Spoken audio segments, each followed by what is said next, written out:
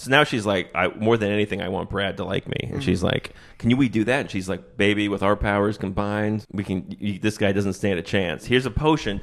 Put it on the bed, and if he sits on it, say the magic words, and he'll fall in love with you. But then it comes time to do it. She invites him over to study, and he walks in the room, and she's like, he goes, where are all the chairs? And she's like, I don't know. Just sit on the bed with me. And then it's so funny. The little brother walks in and goes, hey, where are all your chairs? And she's like, shut the fuck up about the chairs. And then the dad walks in and goes, where are the chairs? You clearly removed the chairs.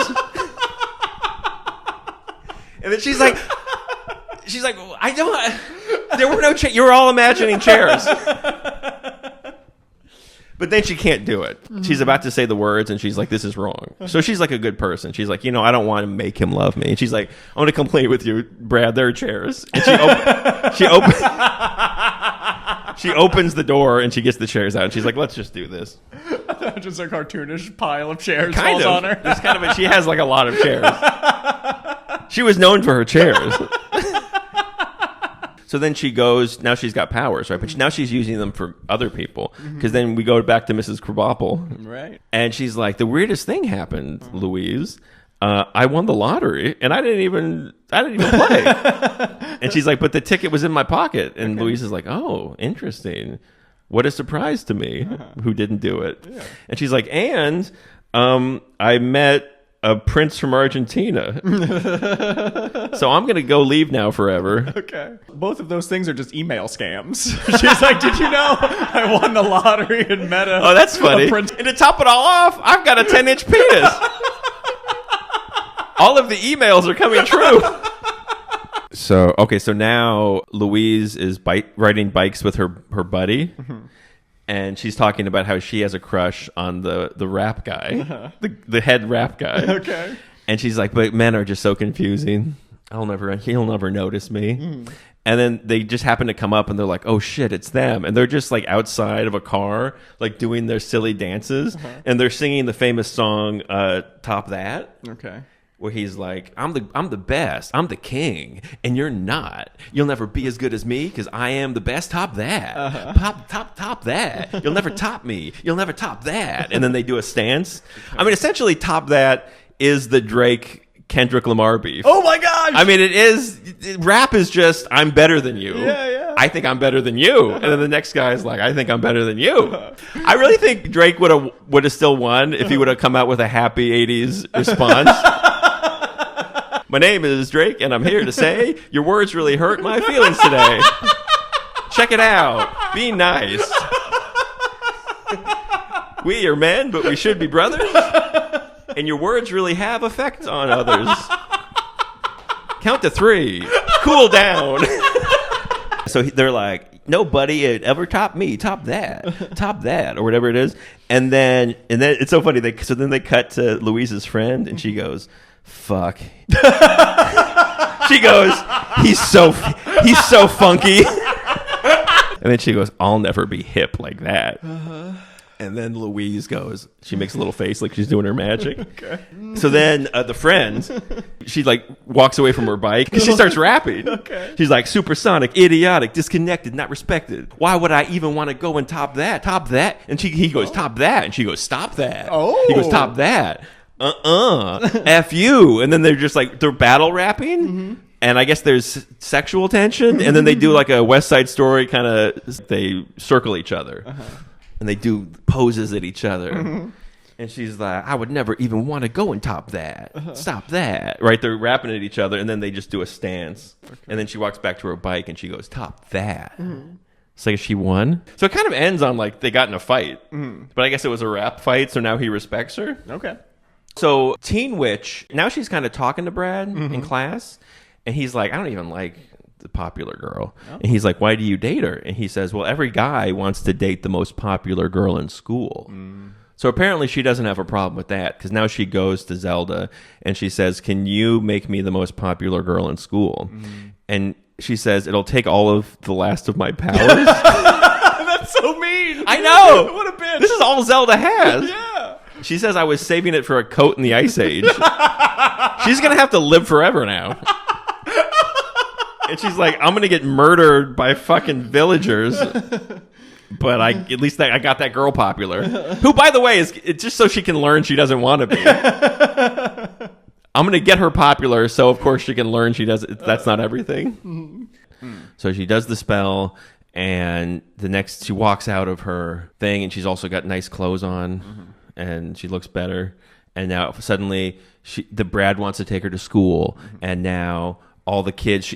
She walks into the room, and everyone applauds. Okay. And like all the guys are everyone's walking behind her like she's famous, and she sits down at the lunch table, and everyone jumps to have lunch with her. And then her real friend, they knock her out of the way. Poor real friend. At one point, she's home and she opens the door, and it's all the boys. Excuse me? Like looking at her, like we're here for the gangbang. She's like, gentlemen, one at a time. It's so funny in this movie. Whenever the clothes get better, they get worse because it's the 80s. Oh, so it's like now I'm really styling. Like she looks like she's in the Navy in space. She's just got like shoulder pads and like medals and shit. But it's like it was the hottest shit I remember thinking this stuff was cool. We all did. So now she's popular. Yeah, she is. So now Brad takes her through the sunflowers, through the woods. So he takes her into the woods? Brad takes her into the woods. I don't like that. Into the abandoned house that he brings girls to fuck. Brad, God damn it. This is his house. Brad. This is his fuck house. Why, Brad? Why? He's like, welcome to the haunted mansion where I bring confused runaways and hitchhikers who have left home. This is Brad's home for wayward girls. He brings women here in the early evenings to fuck in an abandoned, dilapidated building. So then it's kind of funny because then they're like just walking in the house, and then she sees he kind of acts like a lady because she looks he runs up the stairs like chase me, and then she sees the piece of clothing on the banister and she's like, oh, he's taking his clothes off. Okay. And then she takes her jacket off, and then she walks up and he's looking out the window and he's like, welcome. You've been selected to take part in Brad's sex mansion. Would you like to play a game? Yeah, then he locks her ankles up. Yeah, exactly. And he's like, if you solve 3 riddles, you will escape alive. So then they have lay down kisses. But it's like a PG movie, so we don't know what happens. Were you going to say, so we just have to imagine? So we have to really sit and imagine on our own. Then he drives her home, and he says, I want to take you to the dance. And she's like, really? And he says, because you're honest. You're not like the other girls. You're honest, and you tell it like it is, and you're not playing an elaborate trick on me. No. And she feels so bad. She's like, you don't know, Brad. You don't know what's going on. And then she's like, I can't go. And now it's the big dance. Everyone's there. So then in comes Teen Witch, and she looks fantastic. And she comes to the dance with Zelda Rubinstein, who's dressed like a flapper. She's like 3 foot tall, and she looks like something that was haunting Jack Nicholson. She looks like she's from that hotel. Okay, but she's doing her best. Yeah. So she's just at the dance. And then she sees Brad, and then we have the big moment where she has the necklace on, and she takes off the necklace, and she decides she doesn't want to be a witch anymore, and she throws it at Zelda. She's like, I guess you'll need this. This is about her realizing she didn't have to be a witch because she was already pretty. Like this is a movie about a girl who isn't wearing makeup, and then she starts wearing makeup, and everyone likes her. And really, her being a witch was just a thing she was doing on the side during her makeup journey. Like, she just needed to put on lipstick. Really, Zelda Rubinstein should have been the star of this movie. Like, this would have been a more interesting film if it was about an elderly dwarf who was using the dark arts to fuck her way through a high school. Like, wouldn't that have been better? The past was doing its best. That's the theme song. Leave them alone. Leave them alone. Leave them alone. They were doing their best.